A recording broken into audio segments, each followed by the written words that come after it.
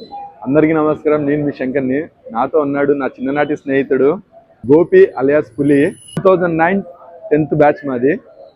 మా వాడిని చూడగానే నా గతం అంతా గుర్తొచ్చింది. నేను మా అన్న వీడు ముగ్గురం ఒకే బ్యాచ్మెంట్స్ అనమాట. లాస్ట్ బెంచ్ స్టూడెంట్స్ ని.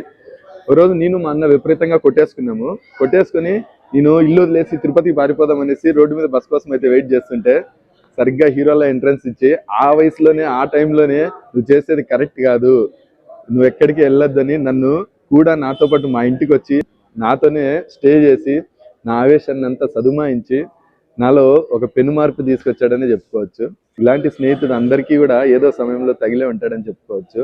అప్పట్లో మా వాడిని అండర్టేకర్ అని పిలిచేవాళ్ళము. అప్పుడు నేను కాస్త హైట్ తక్కువ ఉండేవాడిని, మా వాడికి బాగా భారీ పర్సనాలిటీ ఉండేది. WWF బాగా చూసేవాళ్ళము. చూసి మా వానికి అయితే అండర్టేకర్ అని పేరు పెట్టేవాళ్ళం నేను మా అన్న. ఏం గోపి, నీకేమి గుర్తులేవా మన జ్ఞాపకాలు? గోడ దూకి కొత్త బంగారులో ఒక సినిమాకి పోయిండేది, సార్ చూసిండేది, అదే హెడ్ మాస్టర్ని చూసి. ఒక రోజు అయితే నైట్ స్టడీ అవర్స్ డుమ్మా కొట్టి కొత్త బంగారు లోకం సినిమాకి అయితే వెళ్ళాము. లోపల ఇంకా షో కంప్లీట్ కాలేదు, మేము బయట వెయిట్ చేస్తూ ఉన్నాము. ట్విస్ట్ ఏంట్రా అంటే షో కంప్లీట్ చేసుకుని థియేటర్లో నుంచి ప్రిన్సిపల్ అయితే వచ్చాడు. ఇంకా చూసుకో 5 మంది ఉన్నాము, తలా దిక్కు బారిపోయినాడు. మావాడైతే రన్నింగ్ ఆటో ఎక్కేస్తాడు. సో ఇలాంటి అనుభవాలు అందరికి కూడా ఉంటాయి, ముఖ్యంగా 90s kids కి. సో చాలా సంతోషంగా ఉంది పులి, నెమరు వేసుకున్నాం పాత జ్ఞాపకాలు.